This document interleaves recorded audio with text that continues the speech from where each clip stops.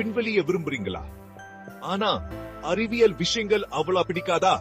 அப்போ இந்த வீடியோ உங்களுக்காகத்தான். சுமார் 4.8 பில்லியன் வருடங்களுக்கு முன்னாடி நெபுலாங்கிற வாயு மற்றும் தூசி நிறைந்த ஒரு பெரிய மேகம் அதோட சொந்த ஈர்ப்பு விசையால சுருங்க ஆரம்பிச்சது. இந்த சுருக்கம் நம்ம சூரியனின் பிறப்புக்கு காரணமாச்சு. மீதமிருந்த வாயு தூசி எல்லாம் புதுசா பிறந்த சூரியனை சுத்தி வட்டமிட ஆரம்பிச்சது. ஒரு விண்வெளி நடனம் மாதிரி. சின்ன சின்ன துண்டுகள் ஒன்னா ஒட்டி கட்டிகளா மாறி அப்புறம் கோள்களா வளர்ந்தது. சூரிய மண்டலத்தோட சூடான பகுதியில உருவான புதன், வெள்ளி, பூமி, செவ்வாய் மாதிரியான உள்கோள்கள் எல்லாம் பாறையால் ஆனது.